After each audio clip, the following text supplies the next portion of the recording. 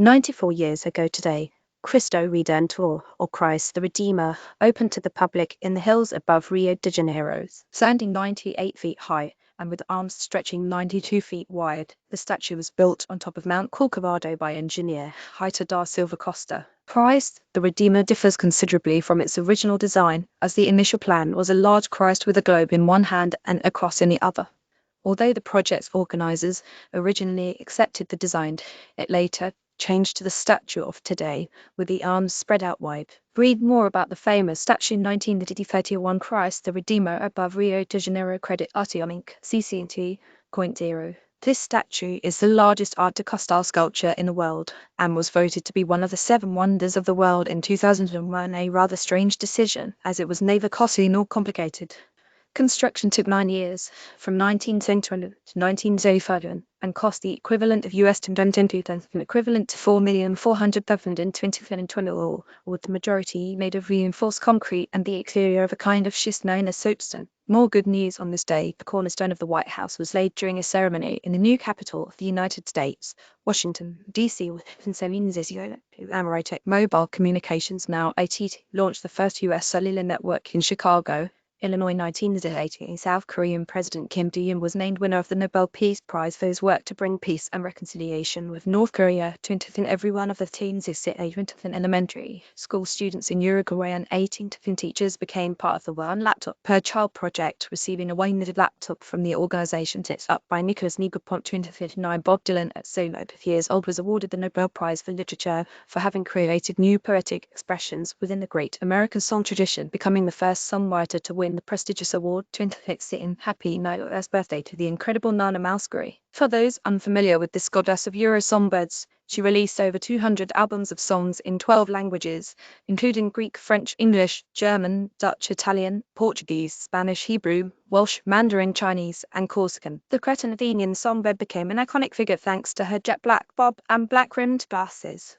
According to Universal Music Germany, she has sold 250 million albums. Nana Mouskouri in 1979 CC 0.0 Bestandilna in 1970. She was accepted at the Athens Conservatoire. She studied classical music with an emphasis on singing opera. After 8 years at the Conservatoire, Mouskouri was encouraged by her friends to experiment with jazz music. She began singing with her friend's jazz group at night. However, when Mouskouri's conservatory professor found out about Mouskouri's involvement with a genre of music that was not in keeping with her classical studies, he prevented her from sitting for her end-of-year exams. She began working with songwriter Manos Hadjidakis, who took an interest in her singing of jazz standards. In 1961, Mouskouri performed the soundtrack of a German documentary about Greece. This resulted in the German-language single White Roses' album White Roses from Athens. The song was originally adapted by Hadjidakis from a folk melody. It became a success, selling over 1 million copies in Germany. The song was later translated into several languages, and it went on to become one of Mouskouri's signature tunes. Her singing voice comes in many different shades, partly because her medical examination as a kid revealed she has only one functioning vocal cord. She continued to agree to record albums in different languages as varied as French and Chinese in order to sell to her flourishing market in Taiwan, becoming truly one of the most unique singers in modern history. 122 years ago today, the first modern World Series was played between the Pittsburgh Pirates and the Boston Americans. In a best-of-9 series, Boston prevailed 5-3, winning the last 4. The first 3 games were played in Boston, the next 4 in Allegheny, home of the Pirates, and the 8th last game in Boston. The series featured some very particular changes that would seem strange to modern sympathies. The 1933 World Series, due to overflow crowds at the Exposition Park games in Allegheny City, if a batted ball rolled under a rope in the outfield that held spectators back, a ground rule triple would be scored.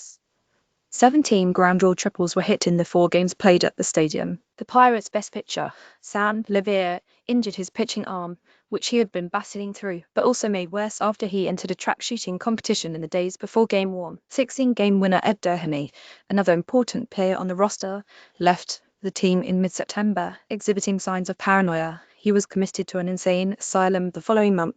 Much was made of the influence of Boston's Royal Rooters, who traveled to Exposition Park and sang their theme song Tessie to distract the opposing players. With Boston winning, proved the ability of the newly conceived American leagues, leading to the dual league system carrying on to this day.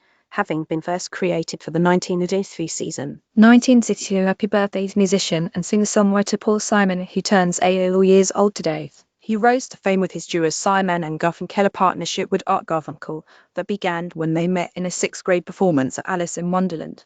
Matthew Strawberry, with the license they were soon performing at school dances, and after Simon wrote the song The Sound of Silence, it catapulted them to stardom. In 1965, the folk rock duo reached No. 1 on the US album chart in 1968 with the soundtrack to The Graduate containing the hit Mrs. Robinson and again in 1960 with their biggest hit Bridge Over Troubled Water, which won 5 Grammys, including Album Record and Song of the Year. As a solo artist, Simon won 2 more Album of the Year Grammys.